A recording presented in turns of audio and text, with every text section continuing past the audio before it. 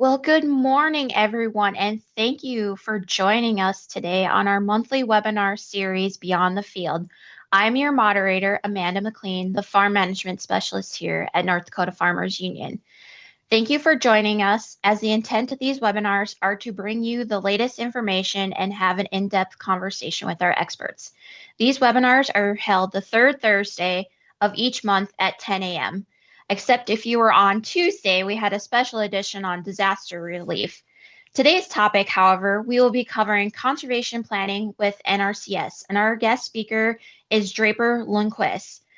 If you're interested, our August webinar will be on livestock market updates and outlooks with Dr. Tim Petrie from NDSU Extension. A few housekeeping tips before we get started. Everyone is on a mute, but if at any time you have any questions or comments, please feel free to type them into the chat or the Q&A. We will also have time at the end of this presentation to ask Draper some questions specifically if you have any. Also, as I said, this webinar is recorded. If you would like to watch this one or any of our other webinars that we have recorded, you can simply go to YouTube and search NDFU Farmers Union. We ask that you please take the exit survey at the end of this webinar, as it helps to continue to build the content and the presentations for these monthly webinars. With that, I would like to introduce Draper. Draper is the program liaison in the northeast portion of North Dakota for 16 counties. He has worked for NRCS for 23 years in a variety of positions across the state. He has held the program liaison's position for the last 18 years in Devils Lake, helping oversee the EQIP and CSP program for this area and assisting the local field office in programmatic assistance. He attended the University of Minnesota in Crookston and attained a Bachelor's of Science in Natural Resource Management. Draper enjoys riding and collecting snowmobiles, hunting, running, traveling, and spending time with his three daughters and wife, Nicole, in Devils Lake. With that, I will turn it over to you, Draper. All right, thank you. Thanks for inviting me and letting me present to everybody today on what we have to offer through NRCS. One of the key things that I hope everybody can take home today is reach out to the NRCS office for any assistance that you might want or have interest in. A lot of times, we talk to people and they don't realize, what is out there and available to them. So, whenever you get the chance, stop in if you have any questions to your local office and, see what they have to offer. There's constant updates and everything that go on throughout the year and everything. So it's always nice to stay up to date. A lot of times some of the information comes through farmers.gov, through text message and everything. But, one of the best thing is, again, stopping into that local office and, just seeing what some of the new things are that we have available and can offer to you. So, I'll start the PowerPoint presentation here. Amanda, can you see the screen and everything? Yep, it looks good, Draper. All right. So the history of NRCS, just to kind of start off with that, NRCS was formerly the Soil Conservation Service. It was part of the created in the Dust Bowls in the 1930s. On April 27th in 1935, Congress established the Soil Conservation Service as a permanent agency in the USDA. In 1994, the SCS was named the Natural Resource Conservation Service to better reflect the scope of the agency's concerns. Now, if you notice that, that date on the screen, April 27th, 1935, that's 90 years of providing assistance to the public and everything. So we have been around for a long time. It was an exciting time, this last April to celebrate our 90th anniversary, our 90th year of helping customers and everything. So we take pride in that, being able to, show improvement and everything out there on the landscape. The mission of NRCS is, we deliver conservation solutions so ag producers can protect the natural resources and feed a growing world.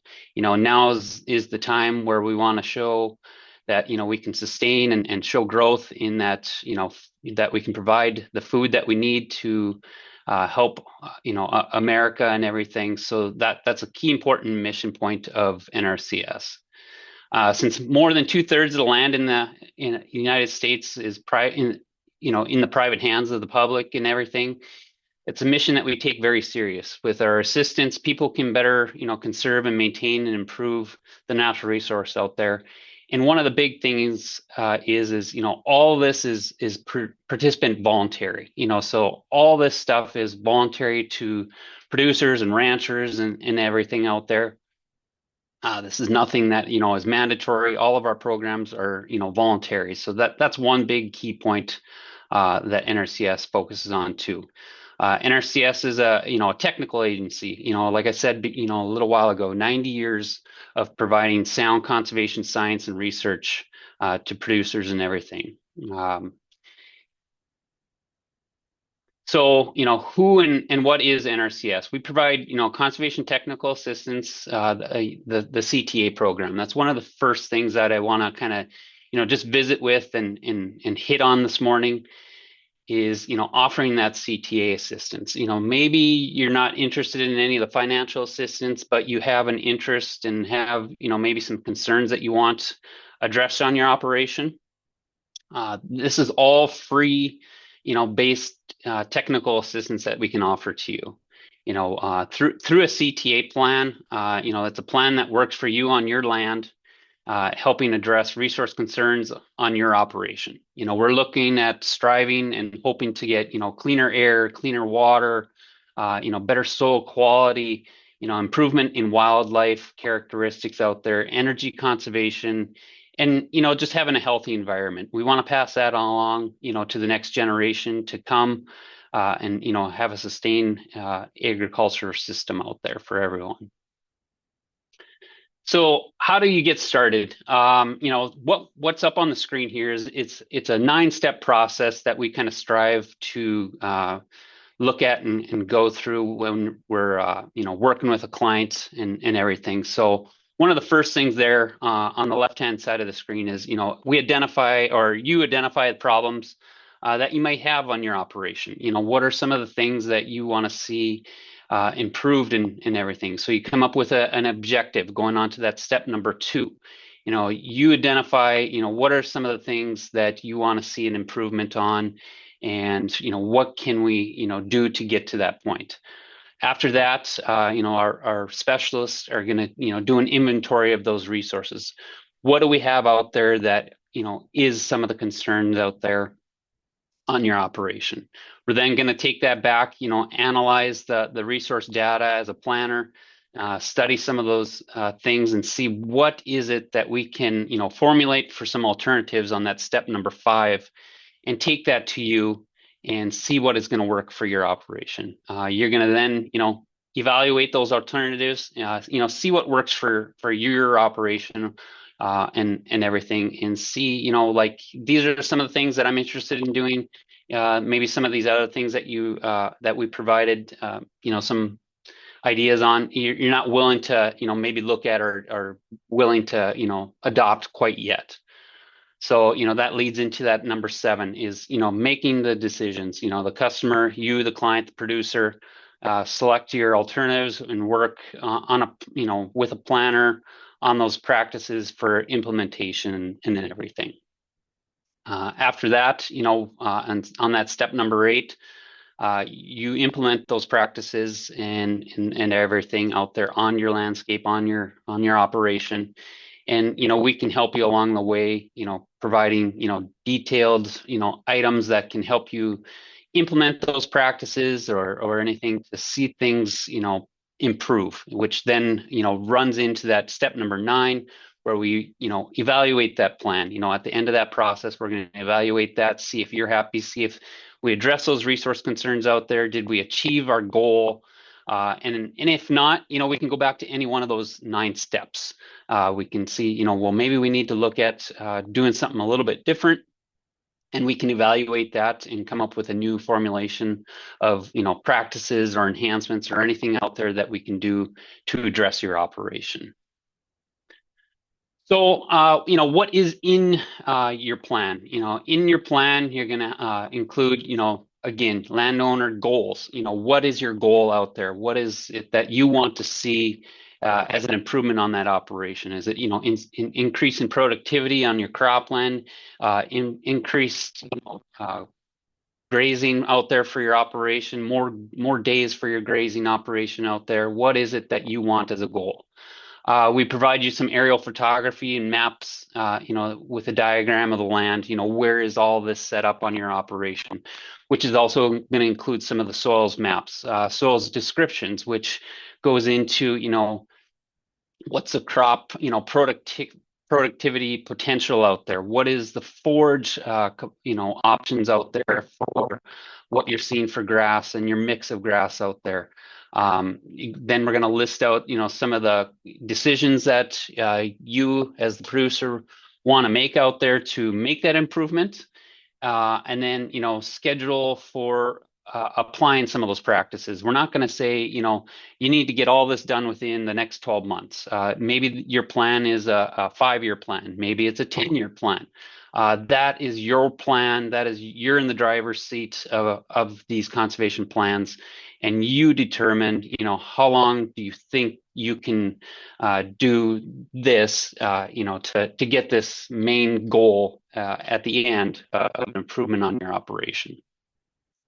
One of the other things that we're going to provide is, what is some of the maintenance information to install some of the conservation practices and measures. So we're not going to just, give you a plan and leave you, high and dry and say, here you go, good luck, and this is what you need to do to better improve this. No, we're going to provide you some of the things out there that you can do to, maintain those practices and improve those practices, helping you along the way and everything.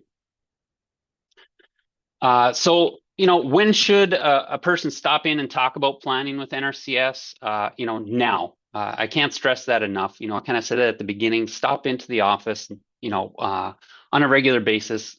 Stop in and visit if you have any questions or concerns with anything, out there. Maybe there's some financial programs, and I'll get into that here in just a little bit, that, we can help, improve on your operation. So, now is the time. I know everyone's busy, but it's just really important that, stressing that everything takes some time, so we don't expect you to implement all these things overnight, or anything like that. So it does take time to formulate some of those ideas. It does take time to sit down and go through that process with you and everything to make those key decisions, because each one's going to be unique and different on your operation.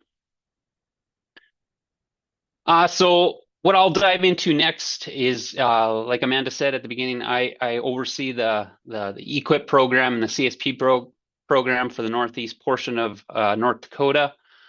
These are the financial assistance programs that I work on and we offer to the folks out there. So the first one that I'm going to touch on this morning is the Environmental Quality Incentives Program, which is known as the EQIP program. So you may have heard of this program. It's been around for quite some time. We have some really good history with the EQIP program. A lot of folks have had good luck with the program, whether they adopted, mulch till practices, no-till practices, grazing implementations out there. A lot of that has started through the EQIP program. The CSP program, also known as the Conservation Stewardship Program, I'll talk a little bit about that as well. And what that program has to offer. What that is kind of the stepping stone that we like to say, going from that CTA plan to the EQIP plan to then maybe to that CSP plan. So we'll kind of touch base on those financial assistance programs here this morning as well. So the EQIP program. The EQIP program is again, the Environmental Quality Incentives Program. It's a voluntary program that offers financial and technical assistance that you can use to adopt practices that lead to cleaner air, cleaner water, healthier soil, better wildlife habitat out there.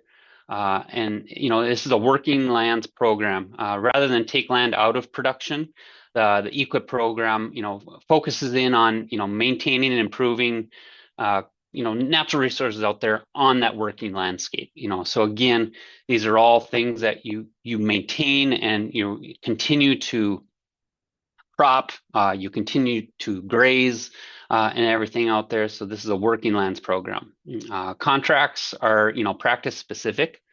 Uh, Producers, you as the producer only apply for the items that you're willing to address at that time. Kind of goes back to that 9-step process where we work with you along the way, provide you some alternatives, provide you some ideas on, what may better some of the resource concerns that you may have out there. And then you can kind of decide that, these are the practices that I'm willing and wanting to adopt out there on my operation. And, that would become your EQIP contract out there.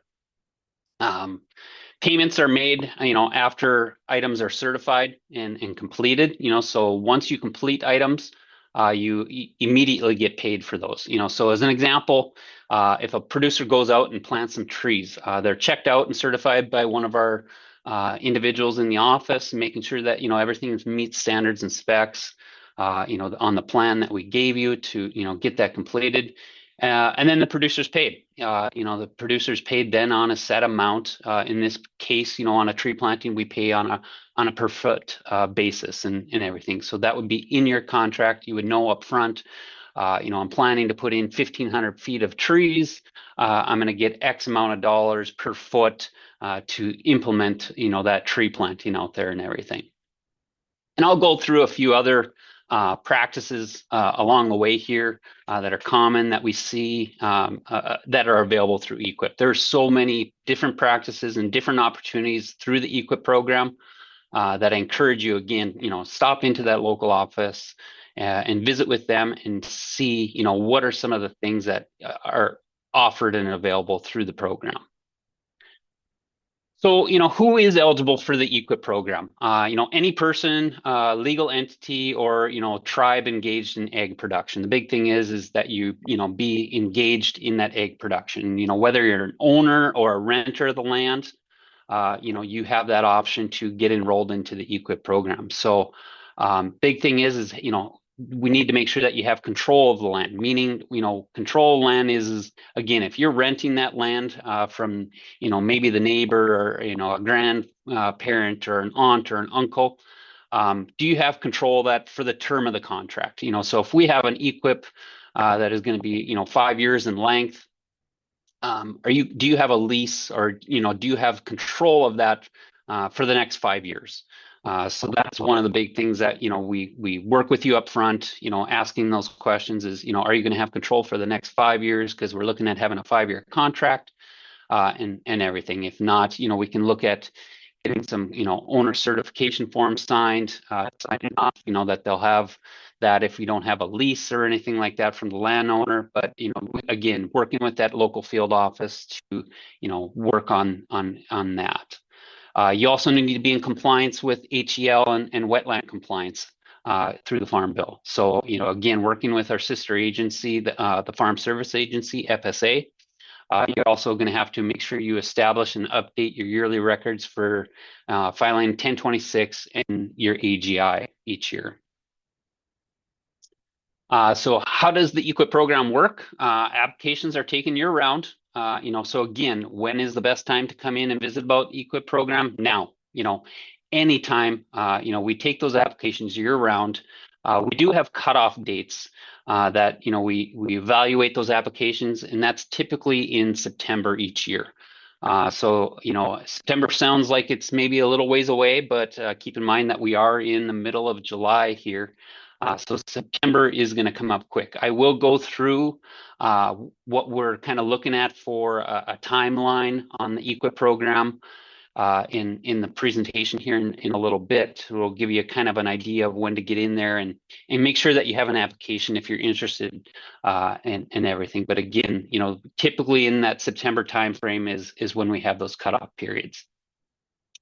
So, once NRCS completes an assessment on your operation, again, kind of going out there, getting our boots on the ground with you, the producer, kind of formulating some ideas, coming up with some ideas and some practices that might work out on your operation. NRCS then goes and ranks that application to determine how your current and future management system will address some of those resource concerns and priorities that we have set up, both as state priority resource concerns, local resource concerns, and then the national ones.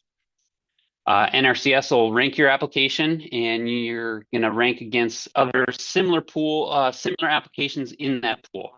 What are some of the things that we'll get into that a little bit down the road, some of those pools that are available to you and everything. So I'll have that later on in the presentation. But basically what happens is we score those applications.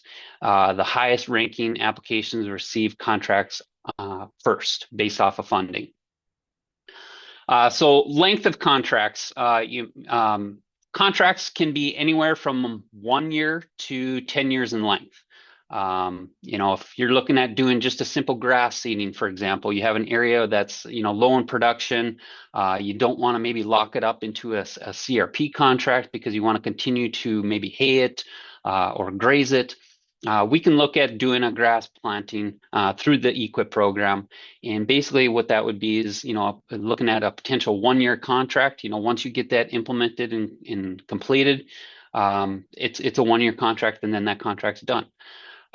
We do go up to the 10-year length. I know it sounds like a long ways away, 10 years from now, but a lot of times on those bigger projects that we have, we go out to that 10-year length and everything. So there is, some potential to work with you there. Again, it can't go any more than 10 years, but it doesn't necessarily have to be that 10 years in length.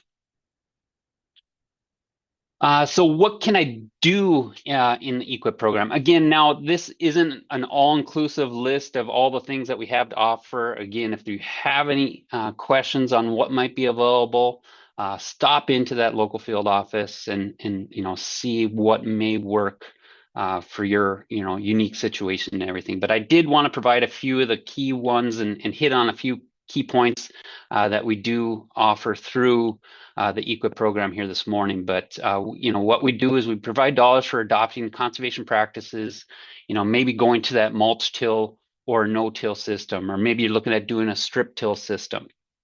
We can offer incentive-based payments to try and dabble into that, maybe it's a few fields that you want to try this on your operation. We can look at doing that. With the mulch till, a lot of times people ask, what is the mulch till and everything? What that is it's limiting your tillage operations, both maybe in the spring and the fall. Maybe instead of going and running the cultivator over it in the fall and the spring, we're maybe looking at just doing a cultivator in the spring, a light chisel in the spring, and eliminating that that fall tillage, and then seeding into that and having some residue cover out there after we're done doing a planting. No-till is no-till. I think a lot of people are familiar with that, using that no-till drill to go directly into last year's crop and everything, and doing that. One of the other things that we've seen an increased interest on is cover crops. Cover crops have gotten really popular over the last 5 to 10 years on people's operations. They use them in a number of different ways. It may be wanting to grow a full season cover crop out there. Maybe it's a fall seeded cover crop after you get that wheat off or whatever it might be. Having that cover crop growing out there, having something actively growing throughout the year, to eliminate, some of that erosion problems. And then also, the cover crops can really provide a lot of, extra nutrients and everything, and nitrogen options available depending upon what type of mix that you look at operating and putting on in your operation.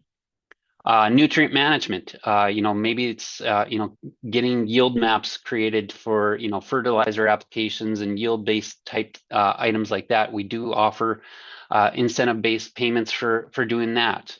Soil testing and getting that grid sampling completed so that you can, get a good prescription map. So you're not just doing a general broadcast of fertilizer out there, doing that seed placement, doing that nutrient placement, all at the same time. What else can you do through the EQIP program? We provide cost share dollars for adopting conservation practices such as, fence for livestock. So if you're a cattle operation or a cattle farmer and looking at wanting to increase, productivity and everything on your operation for grazing, we can look at doing that. We can help with installation of pipelines and tanks for livestock. So, maybe there's an area out there in your pasture and you don't quite have enough water to get the cattle to go out there and graze. We can look at doing some cross fencing out there, putting out a pipeline and tank and getting that hooked up for you. We do rural water hookups, we do wells, we do solar wells, we do pumps and everything. So there's a number of different things that we can do to increase that livestock operation. We also help with prescribed grazing systems. Again, setting up that system. How can we better get that system that you may have in place and everything out there with the grass and everything? We'll come out there and do a clipping and do an inventory and give our recommendations to hopefully improve that out there. We also do grass seeding. I kind of touched on it a little bit ago. If you want to look at seeding down some of those areas that maybe aren't as productive, maybe they're saline, maybe it's just a field that you're not happy with, or it's wet all the time. Maybe we can get that seeded down to a grass seeding, and you can utilize that for whether it's haying or grazing in your operation. You can look at improving that out there with those types of practices. What else can you do with EQIP? On my screen here, you'll notice that we have high tunnels. We offer high tunnel assistance and everything. So maybe you're wanting to put up a high tunnel and look at improving some small market, some of those farmers markets that are set up in the communities, and you want to get growing some vegetables early and everything. We provide these hoop houses and cost share assistance for these hoop houses and get that set up. I don't know if you can quite see it on the screen and everything, but we do provide also micro irrigation under these high tunnels. So that's what these lines are set up underneath this high tunnel and everything. So we can work with you on, getting a high tunnel set up, getting that micro irrigation in there and those types of things that are available. Maybe it's, wanting to provide some wetland or wildlife habitat improvements out there. Maybe you have some sage grouse areas that you want to see improvements on. We can help you with that. There's, special funding for those types of situations and everything. Maybe it's some wetlands that you want to restore or enhance, for wildlife or just in general. We offer cost share assistance through that as well. One of the other things that we have available is irrigation. If you have a operation where you have flood irrigation and you're wanting to maybe look at converting that to a pivot type system, we can offer cost share assistance for that. We offer cost share assistance for doing, drop nozzles. That's what you see on the photo there on that pivot there is, convert that system from, high pressure nozzles, the overhead nozzles that you maybe see going down the road, to doing the drop nozzles, getting that water down closer to the ground and, having a water saving so you don't have as much evaporation and everything going up in the air with that loss of water. The EQIP timeline. So this is, again, just going to show a little bit of what we, have as a timeline. Now is a good time to stop in, visit with those local offices. We do have our batching period set for these two specific pools that I have up on my screen right now. This is what we call an early act now. This is special opportunity funding for, to get some of these projects implemented or at least locked in, early in the calendar year before the end of December and everything. So what we have here is the first one is the forestry pool. So under that forestry pool, if you have areas that you may be interested in looking at planting trees, maybe it's some windbreaks or some shelter belt renovation improvements. Maybe it's some farmstead windbreaks that you want to put up around the farmstead areas. The forestry pool offers that and is strictly based for, planting some trees, getting some trees in and everything. So, working with that office, going in and determine, what are some of the trees that are going to grow in the certain area. And again, that comes down to the planning with the office, planning with those folks on the ground and everything. They come out and evaluate, what are the soils out here that are going to best suit trees. You may have in your mind that you want to put out, Colorado blue spruce or something, some of those evergreen type trees. We can look at those soils and determine, the Colorado blue spruce or the evergreens aren't going to quite grow out there the best for that soils type. But here is a list of trees that we're going to see, improve, and grow well out there and everything. So that's what we can, expect through that forestry pool. Again, we'll take applications up until that batching period of September 19th. We'll rank those applications in November. We'll make pre-approval selections, hopefully in that mid-November range and everything. So you should know if you're selected for funding sometime in that later November, early December time frame. The next one on the list there is AFO, what we call animal feeding operations. So if you have, cattle, animal feeding operations where you're feeding and everything, we have cost share assistance available for that. So again, that is under the Early Act Now opportunity.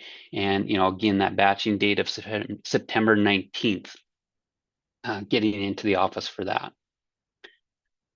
Next here is kind of the list of all the other funding pools that we have to, offer. Where a lot of folks fit into that first one under the state pools. It's LWG and tribal LWG pools. That batching is September 19th of 2025. So that, again, that's coming up, fairly quick and soon and everything. So if you have an interest in any one of these, things that I maybe talked about or visit about, make sure you get that application in. Make sure you visit with that field office before that September 19th, so you can at least, get in the running for 2026 for that EQIP and everything. We have, an additional forestry pool batching time frame there where we would rank additional applications after that. Irrigation pool. Again, if you're an irrigation producer and have an interest in converting some of those pivots, again, from flood to a pivot type system or going to a low pressure system, that is, something that's available. The high tunnel, small farms operations, the animal feeding operations. We also have organic pools. So if you're looking at changing to an organic situation, we have that as an option and everything. We also, you see down at the bottom, beginning farmer fund pool. We offer, a specific pool to our beginning farmers. So if you are a farmer new to, farming, we offer its own separate pool for beginning farmers. So what that is a lot of times the beginning farmers, we can provide a little bit higher cost share rate available to those beginning farmers. They have their own separate little funding pool. The big thing is, have you operated a farm or have you been farming the last 10 years or less? So that's the big caveat on that. We have socially disadvantaged farmer funding pool, and then we have those wildlife pools. We also have the EQIP CIC, you see down there, and I'll get into that here in just a little bit. EQIP general updates for 2026. There's a few areas in North Dakota that are going to be source water protection areas that are added in the eastern side of North Dakota. What that is basically it's a small little watershed areas that are going to get, a little bit more of a bump so that we can show improvement on some of those areas that have a concern out there for some of the source water protection areas. So if you're interested in that, visit with the local office. They can look and see if you fit into any of those source water protection areas and everything and make that determination. Some of the practices are listed there on the screen, that maybe I didn't get a chance to mention. But again, there's so many more that are not listed there. But a lot of those are a lot of common ones that we see producers that are, interested in each year in that. So. The EQIP Environmental Incentive Quality Program for the Conservation Incentive Contracts is an EQIP CIC program. What this is we call this kind of a stepping stone for going from EQIP to CSP. What these are is they're 5-year contracts. There's a separate payment limitation for this EQIP CIC, and that's capped out at $200,000 for the Farm Bill. So that has its own separate payment limitation versus the EQIP program. Offers are annual payments for specific management practices. And for this calendar year, for 2026, what we're going to focus in on is prescribed grazing, and it'll be management practices available for, wanting to achieve better soil health benefits on cropland using the incorporation of like livestock. So what we're looking at doing on that is, taking some of that cropland, seeding it down to a cover crop, and then making that available for, grazing opportunities and forage and everything out there. So with that, with putting cover, a full season cover crop out there, you're going to have that opportunity to then graze that, and we can look at helping with cost share assistance on, maybe it's some fencing opportunities out there to do the grazing system, and maybe it's some water out there for the grazing system. We can look at providing that through that EQIP CIC program. So, right now, I guess, Amanda, I'll take a little bit of a pause and just see if there is any questions as of right now for the EQIP program. And if not, we can dive into the CSP. Sure. There actually was one question that came in regarding the EQIP. The contract for EQIP he thought was 5 years. Thus, the reason for the land must be controlled by the individual for that time. Is that correct? It's 5, or I think there was some confusion of maybe it was 5 or 10 years. Yeah, so again, through the EQIP program, it can be from anywhere from 1 to up to 10 years. So, I mean, if it is maybe a 5-year contract that we have set up with you, then that's, what it could be is, just making sure that you have control for that full term. So maybe it's going to be 8 years. It can be anywhere, again, like I said, from 1 to 10 years.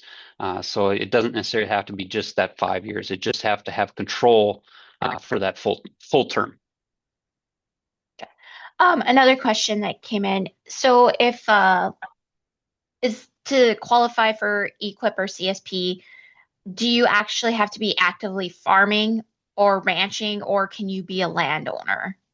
So through the EQIP program, you can be either the owner or a land renter. In the CSP program that we'll talk about here in a little bit, that is, you have to be basically have a risk in that operation, growing, that commodity or those products out there. But through the EQIP program, you don't necessarily have to be out there, be the one that's operating it. Maybe you're a landowner and you want to see some of those areas get seeded down to grass and everything. You can certainly do that and apply through the EQIP. You just have to be an eligible producer, making sure that you have your record set up at that Farm Service Agency at FSA in that. And then you would be eligible to participate in that EQIP program, and maybe it's a landowner wants to, plant some trees on a chunk of ground that they have and their neighbor operates it, but them as a landowner, they have that opportunity to sign up through this EQIP program and, get those trees planted. So another part to that question. So if you're a land renter, obviously it's very important to have control of the length of that contract and then having that conversation with the landowner about it. But does the landowner then get some of the payments for that practice, or how does that work? So we set up the contract and we pay, that it would be with that operator and everything, or that potential owner and everything. But a lot of times we set it up to where it's going to the participant that's operating that land, and they're the ones that get that payment and everything. Okay, here's another quick one, and then we can move on. Sure. I farm in 2 different counties and have one county set as my main controlling county. I'm struggling with getting NRCS funding through that county. Could I have better luck through the different counties? So basically asking, if they can switch between the two if one is more difficult to work. Yeah, so what we do through the EQIP program and CSP program, it's all based off of your control county. So again, it comes down to, at FSA, how is that set up? Where are you doing your reporting? Where is your control county listed? And everything. So if you have, maybe it's Wells County as your control county, you would go through that Wells County Pheasant Field office and everything and run your application through there. So if that's the one they're having troubles with, that's kind of the main one they have to run through, though. Correct. Yep. That might be a question to take up higher, maybe contacting the state and RCS if there's, or FSA, depending on what the issue is, right? Sure. Yep. Yep. All right. Well, thanks, Draper. We will let you continue with CSP, and we will then have questions after that. Okay. Sounds great. All right. So the CSP program, also, known as the Conservation Stewardship Program. This is kind of again, a stepping stone from that CTA planning to the EQIP to maybe then focusing in on this, on the CSP. So the purpose of the CSP program is to encourage producers to address priority resource concerns and improve those types of things, by, maintaining and managing existing activities out there. So again, what are some of the activities that you currently are doing and implementing on your operation, as well as, then undertaking and taking on additional conservation activities. One of the things is, be an eligible producer, you must operate that, on that operation in the Farm Service Agency records. So again, it's a little bit different than the EQIP program. You need to be the operator of that operation in order to, get into the CSP program. You need to make sure that you're sharing in a risk in the producing that crop, having a share in the crop available for the market and everything. So again, it's not necessarily focusing on that landowner that maybe wants to get land enrolled into the program, but it goes based off of, who's doing that operating out there, who's the one that's actively engaged in that farming, that day-to-day activity. Having effective control of land, again, making sure that you have, maybe it's a lease or maybe it's a deed or whatever to show that you're going to have control for that full term of the contract.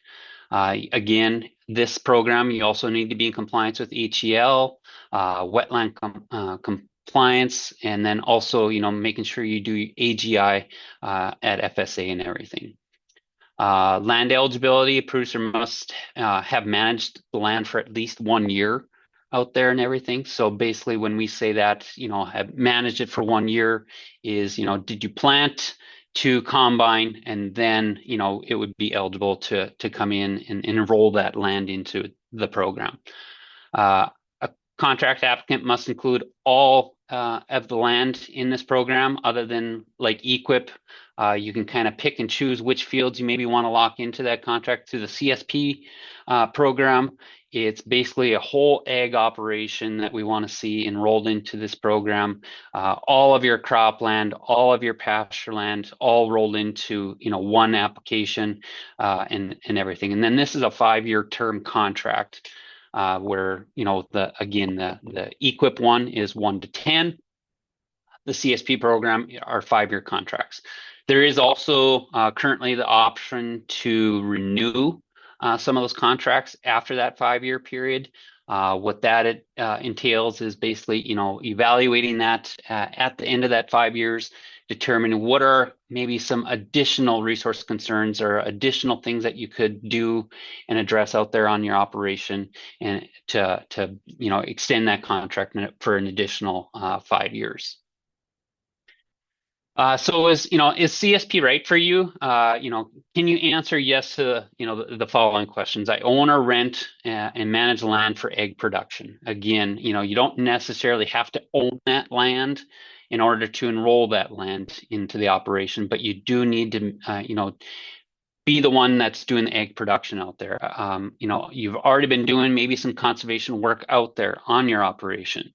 You want to, expand by, doing existing conservation efforts and then take them to a higher level, making an improvement on your operation. Maybe it's going from that mulch-till system, and now you want to look at going into that no-till system.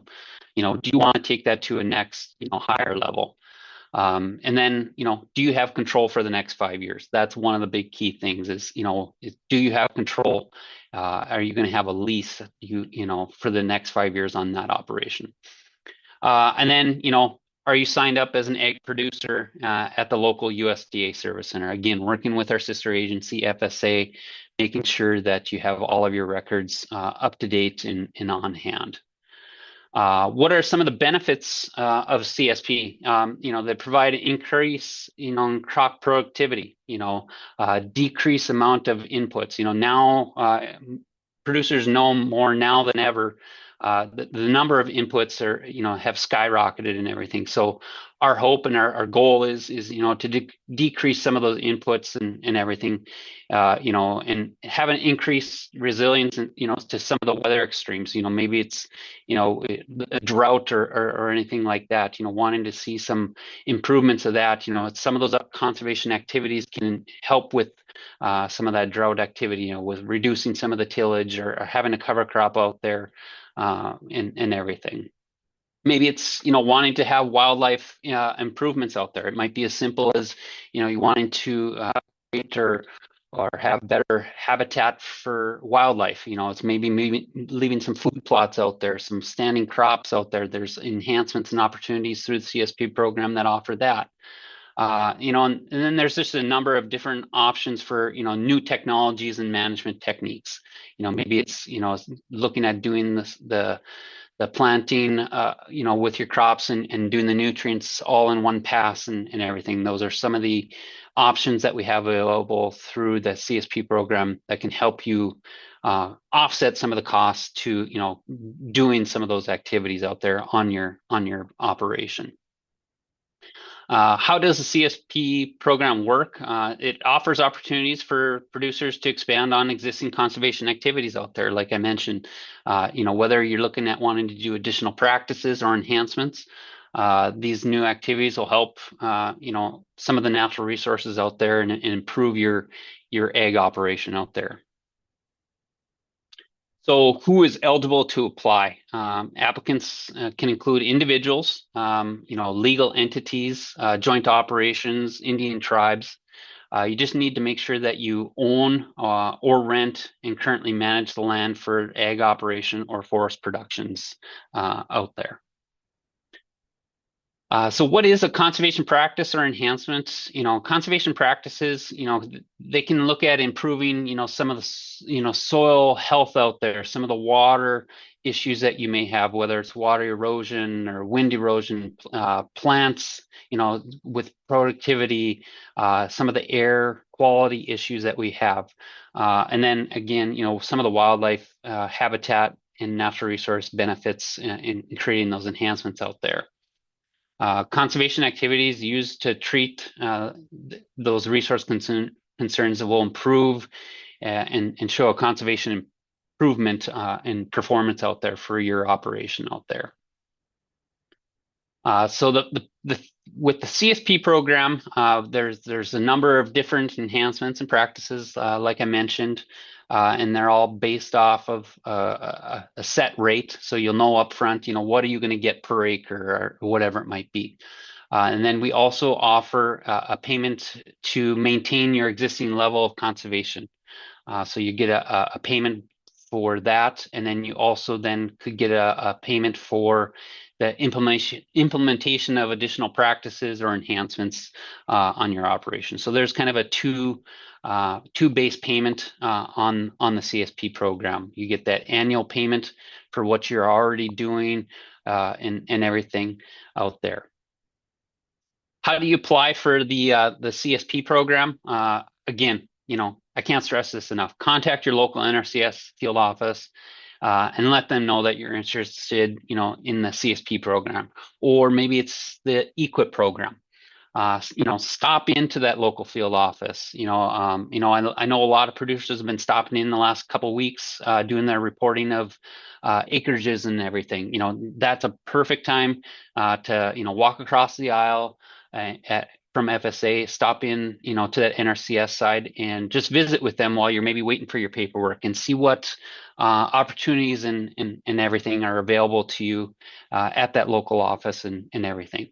Look up the office and make a phone call. If you're interested in applying to any of these programs, these financial programs that I talked about today, call the office and let them know that you're interested. We can take applications over the phone and everything. So if you can't make it into the office, we can do it that way. You can also go to farmers.gov if you're not familiar with that. Take a look at that. Typing that into the web browser, farmers.gov, you can find a lot of information on there. You can look at, pulling application off of there and submitting that into the local field office. We can take it over email, whatever it might be. There's many different options in order to get to apply for any of our programs. So I encourage that. I can't stress that enough. As far as CSP updates, as far as timelines and everything, it'll continue pending a new farm bill. We're still waiting on farm bill information and everything. So for FY 2026, we're kind of sitting here just waiting to see what may happen as far as the timeline goes for CSP for FY 26. So again, that's why it's important to just keep in touch with your local field office. We take those applications year round.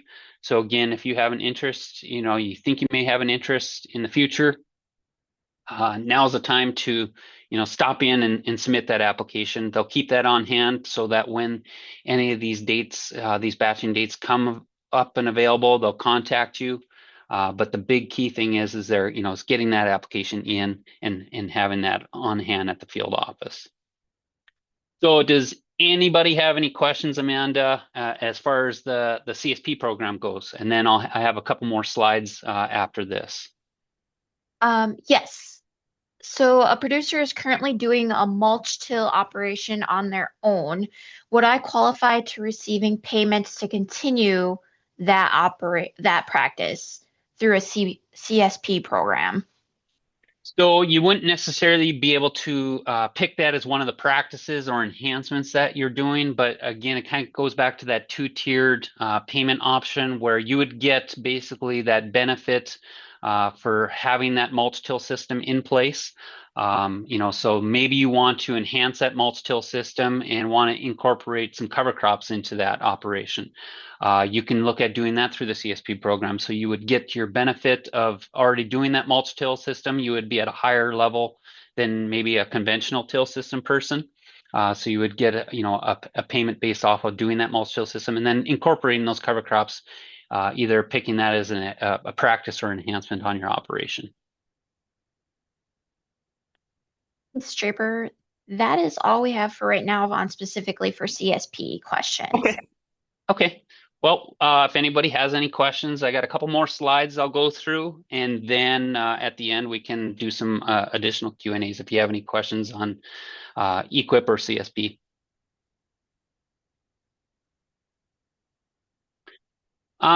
So I just kind of wanted to, to hit on this, how do we go about getting started with NRCS?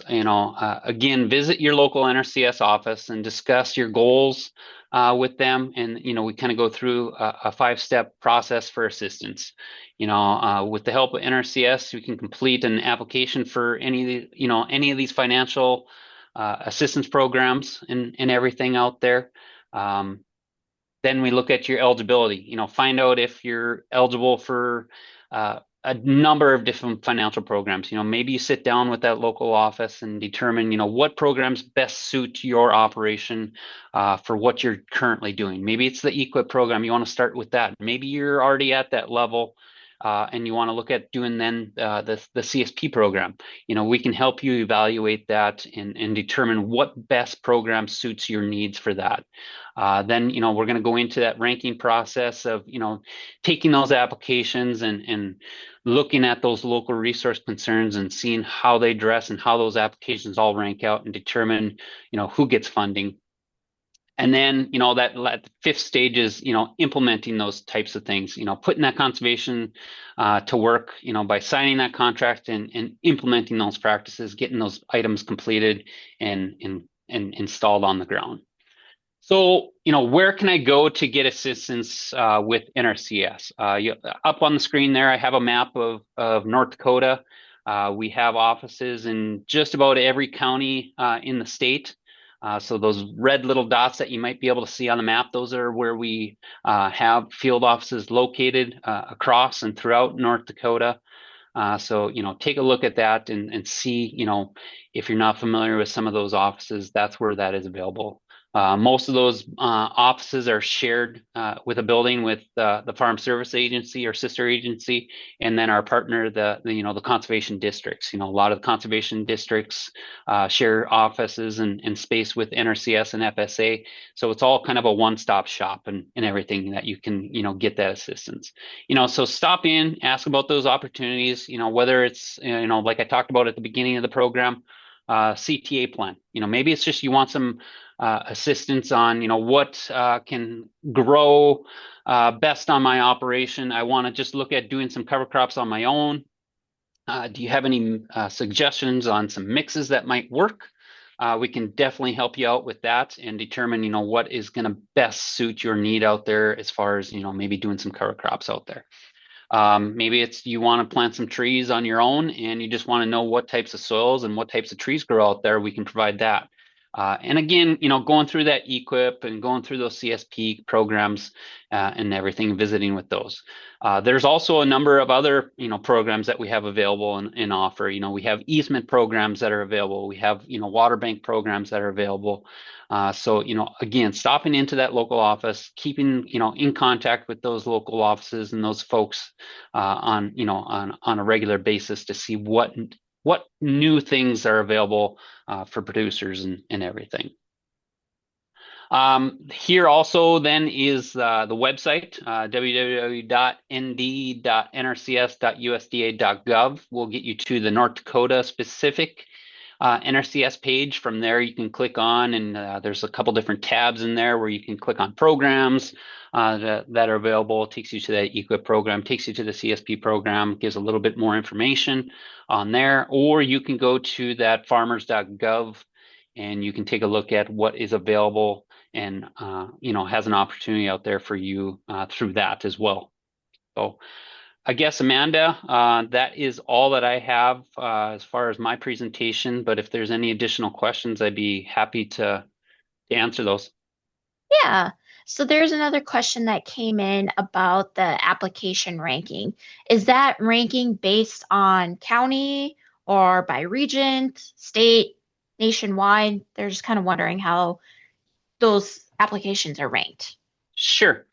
So, each program's a little bit different and specific, but what it comes down to is a lot of those we have set up into, have that map pulled back up on here. If you can kind of picture those black lines, I don't know if you can see them that great on the screen on everyone's map, but we have the northeast counties there in the upper right, and then, the northwest counties and upper left and so on. Those are the funding pools that we have set up for the EQIP program and the CSP program. So those are, some of the regions, that you would compete with. So, those northeast counties, we have the fund pools set up for that, and some fund pools for the southeast and everything. So you kind of compete against those applications within those regions and areas. Thanks, Draper. And know you said this one other time, but would you mind recapping the payment limits for EQIP and CSP Sure. per Yeah. operator? Yep. So, all of this is based off of Farm Bill, and everyone knows that we're currently under a continuation of the current Farm Bill. But one thing that they did do this last year is everyone kind of got a reset on the Farm Bill payment limitations and everything. So as far as the EQIP program goes, each individual has a payment cap of $450,000 through that EQIP program. So you could have, maybe one contract that gets, allocated at $450,000 or just a lifetime Farm Bill limitation of $450,000. So maybe that first contract that you do is, allocated at $100,000. Well, you can always come back and get those additional dollars up to that $450,000 mark. That's through the EQIP program. For CSP, it is a little bit different. The CSP program, Farm Bill limitation is $200,000 as far as that goes for the CSP program, and that's per individual. Entities through the CSP program have the opportunity to go up to that $400,000 level. So if you have a joint operation or a joint venture entity like that set up where you maybe have 2 or maybe 3 people in that contract could go up to that $400,000 limit and everything. So, and of course, all this information that I talked about today is all, subject to, a new farm bill. That could get passed in short term, could be long term. We just don't know yet. So, all this could change in a matter of days and weeks and everything if a new one is pushed through. And, hopefully if anything like that, comes about, we can get back on with you guys and, provide updates as far as, any new changes on farm bills and everything. But currently, this is where we sit with, the limitations and everything and dollar caps on that. Well, thank you very much, Draper, for your time and presenting to us. Again, thank you everybody for joining us, and we hope that you join us next month on August 21st with Dr. Petrie from NDSU Extension as he gives us an update on livestock markets.